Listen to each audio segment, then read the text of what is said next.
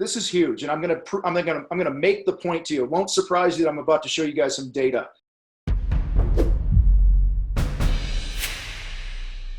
But I want to get on the same page here. A referral is defined as a client tells someone else about you, okay? It's that simple. They're referring you to somebody else. And guys, this is a win-win-win because your client wins, and I'll tell you why in a minute.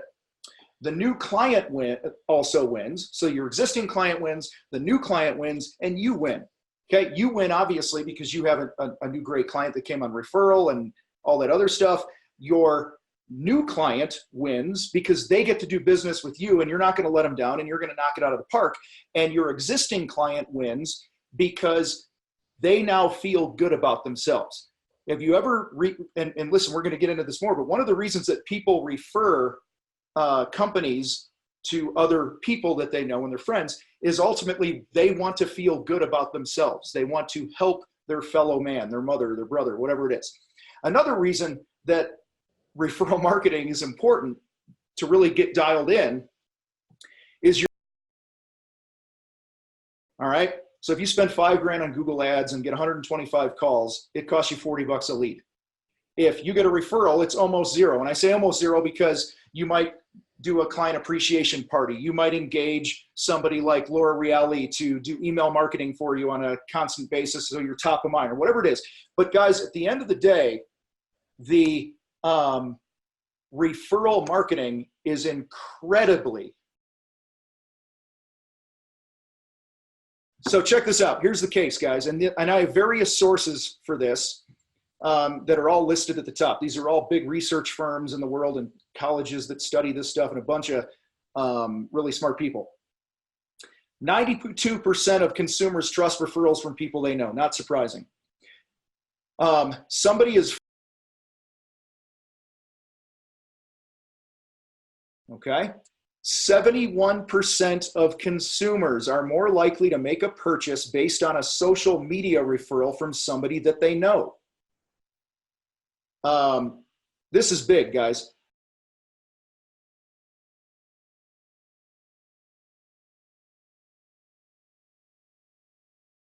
Okay, so if I put out a billboard or a Google ad, I'm more likely to sell 3 to 5 times more of my referral leads than I am those leads.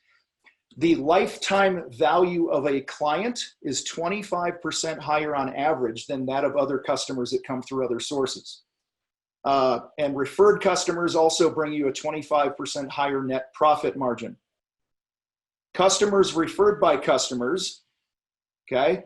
So if I refer somebody, you know, blah, blah, blah, there's a 37% higher retention rate. So think about you guys that do like recurring service work and pond cleanouts and things like that. If you have a current client who has you clean their pond every year and they refer you to somebody else who has a pond, that person is 30%, they're going to have a 30% higher retention rate in the long-term lifetime of the relationship. And then overall, there's a 30% higher conversion rate on these than on referrals than other lead sources. All right, so why is this so effective, referral marketing? We are wired to be social, like our DNA, lizard brain, all that other stuff, whatever you want to talk about. Guys, we're wired to share our experiences, whether they're good or bad, with other people, and that's never going to go away. Guys, listen, I went to this, there was a new bar that opened up before I moved to Colorado, and it's called Prohibition, and Tim Lorzell, you're on here, you know Prohibition. I went in there, was treated like royalty. It was a brand new bar. I wanted to try a bourbon. The guy, the owner, took a bottle of this bourbon that I'd never heard of, put it in a glass, poured me some, and left the bottle there. He says, yeah, just drink what you want, let me know how many you have. And he walked away. Everybody I dealt with was amazing. Guys, literally over the next 3 weeks, I kid you not, and this was right when I moved to Colorado. So I had moved like a week later. So I didn't even live there anymore. And I had driven no less than 10 of my friends there, sent them there. And every time they'd go in, I'd say, make sure you tell them that I'm the guy with the bottle of bourbon and you're here because of me. All right. because the experience was so great, I wanted to share it. And then on the flip side, you guys have all heard that stat. You know, if somebody's happy with you, they'll tell one person. If they're unhappy, they'll tell 20. Well, now they're telling 20,000 because they're going to hop on social media and online and all that other stuff. So guys, we're wired to share our experiences. All right. Because like I said earlier, it makes you feel good about yourself.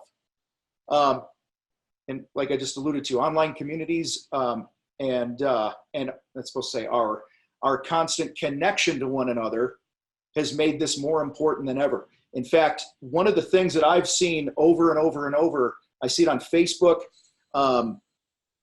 you know, like for the women on here, I don't know how many women we have in here today, but are you in a mom's group on Facebook? Are you in a women's only group in Facebook? I know here in Colorado Springs, there's a group of like 30,000 Colorado Springs moms.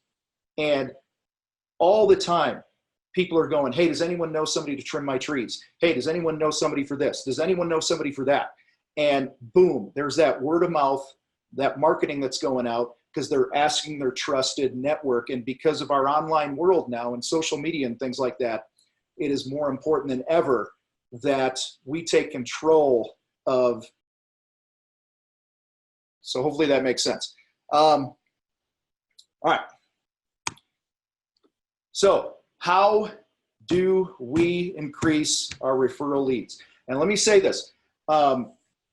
When I was outside of Chicago years ago, had Jalapeno Paintworks, 65 to 70% of all of my leads and revenue came from referrals and past customers.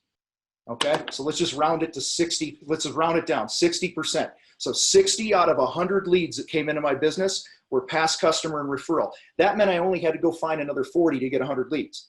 All right, so see that thing in the red, you guys, at the top. 83% of your happy clients are willing to refer you, but on average, only 29% of them actually do. There's a few reasons why they don't, but most people would be happy to refer you. If you're on this call, you're knocking it out of the park with the experience and the service that you're giving your clients, but unfortunately, you're not capitalizing on all of your client base giving you referrals, okay? Number one, and we've talked about this a lot. I know Steve's talked about it, Derek's talked about it. It's this thing, but guys, we have to deliver.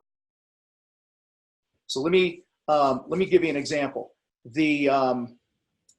When Derek, I forget what it was, but there was a bottle of, back to the liquor thing, right? Bourbon or whatever it was that one of his clients drank, and Derek or Travis saw an empty bottle in the trash can, and then they finished the product or the project for him, and they gave him a bottle of that as a gift, okay? That's a wow experience. When you go above and beyond, like Tom Smith has done over and over and over for his clients of Garden State Koi, which many of you guys are that, and you wow them with the experience, you're gonna tell others about Tom Smith. So guys, look to your industry, look to the biggest complaints that people have about contractors in general or about your industry in general, and make those biggest complaints part of your wow experience. So one of those might be, and I want you to share in the box what comes to mind. So use the chat box, share with me what comes to mind when you think, okay, how could I deliver a wow? But the first thing that comes to mind for me, for all of us, is and you've heard me talk before about the gap, right? Somebody buys the project today, you don't do it for 3 weeks, 3 months, whatever it is, you have this time. How are you using that time? Whoops, knocked over my mic. Mind that gap, as they say in the UK. Mind the gap, okay? So guys, how can you build that relationship with somebody between the day that they hire you and the day you're gonna show up? If you're just calling the day before going, hey, we're gonna be there at 7 a.m. tomorrow, I'm gonna blow up your backyard, that's kind of a shitty experience. So look for ways that you can truly wow people. What if you brought them, you knew they had kids and you're going to be working in the house for a few days and you brought coloring books for the little kids, okay? You called and you said, hey, I noticed that maybe you noticed that they drink Starbucks or whatever coffee, and on the first day of the job, you show up with a $25 gift card for Starbucks and a new coffee mug to give to the lady or whatever. Things that are going to totally stand out and make it a better experience. So somebody just said not returning calls or estimates. Okay, a wow experience would be having a guarantee to when we return your call and how quickly we get you that estimate. Being always on time. One of the things in my old painting company is we guaranteed completion dates. 100% of the time we guaranteed them. It was totally on us to make it happen. Now, if they added work, if there was a snafu that we ran into, we were coached and our guys were coached how to have those conversations and bail ourselves out of that. Okay, and we would extend time onto the project. But guys, don't be afraid to put your skin in the game to wow people, okay? That goes a long way here in Tennessee. People are notorious for being late, not showing up at all, not returning calls. I'm going to assume that's Gene or Robert, but it doesn't say who it's from there. All right, well, that's John. All right, cool. What's up, John G? I should have known. You're the one that always has that long description. All right, number 2.